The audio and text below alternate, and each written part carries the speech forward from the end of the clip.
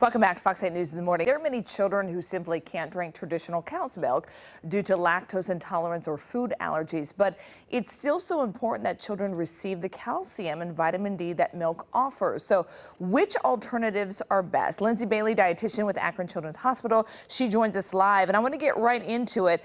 I guess some are wondering what's the difference between lactose intolerant and have a milk allergy? Yes, great question. I would say that I deal with this question on a weekly basis working at a children's hospital.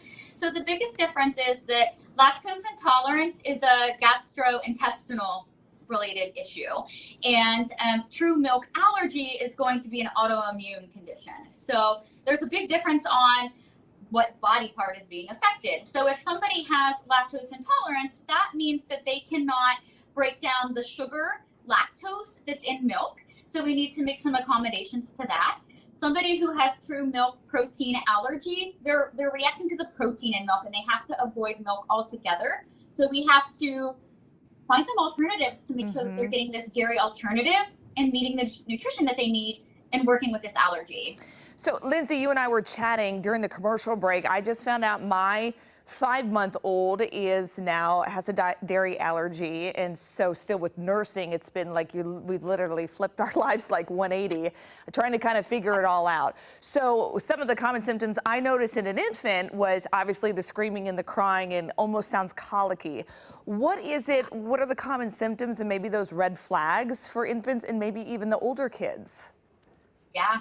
So something that we typically see with milk protein allergy, it develops in childhood and as young as infants. And it can also develop into age like 2 to 3 years. So in an infant, one of the most common symptoms that we see is bloody stools. So if we have bloody stools in an infant, bloating, gassiness, those types of symptoms, that's when we need to get tested for a milk protein allergy. Can they outgrow it, Lindsay?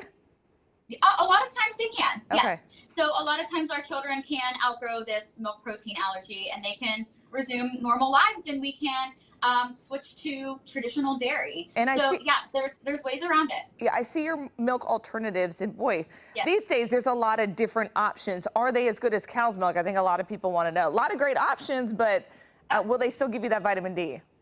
Great question. So the two things I look for as a dietitian is if we are using these milk alternatives, what are we looking for?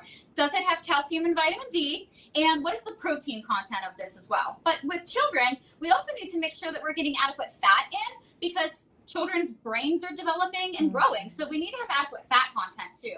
So the most nutritionally comparable option is actually going to be your soy milk. Soy milk has the amino acids needed. It's very nutritionally comparable and has the protein, the fat, and the calcium and the vitamin D. So that's going to be the most nutritionally comparable, as well as the lactose-free milk. It just has the lactose broken down. So those are the two go-tos. But then when we're looking at other sources, it has to do with our preference, right? So many of these different sources of milk alternatives are going to be fortified with calcium and vitamin D. What that means is they don't normally have this in the product. They fortify it, they add that in. So if we're choosing something like an oat milk or a rice milk or an almond milk, for instance, they'll add this calcium and this vitamin D in so that we're getting that nutrient when we're drinking these beverages. Sure. And I used to, as of 14 days ago, before I had to switch my entire diet, I was drinking milk like water. I mean, I have my entire life. So there are those sweetened vanilla flavors that you can find as an alternative as well that might help kind of a transition for your kids. Let me talk about this. May contain versus contain. So when you talk about milk being in different foods, I have found it even more complicated than taking cheese off your burger. Right? There is milk products in a ton of stuff you wouldn't even think. Yes, you're right. So milk is one of the 8 major allergens. So when you're looking at the back of a nutrition label, for instance, it has to label if there is one of these 8 major allergens in this product. So contains milk means, yes, there is milk in this product. May contain milk typically means maybe this product was made in a facility that was closely linked to milk. So they need to have that listed on the label so you can see, okay, maybe I'm going to make a decision on if I'm going to choose this product or not. So labeling is very interesting in that sense to make sure that we are looking for the correct item.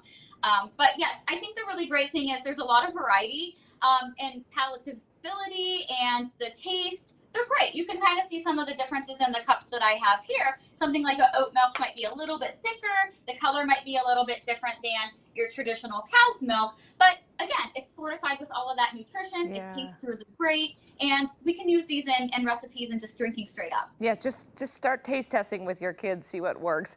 All right, Lindsay Bailey, dietitian, with some very good information, not just for myself, but a lot of people who are dealing with this. Thank you. It's good to see you. Thank you. Good to see you. Take care. You too.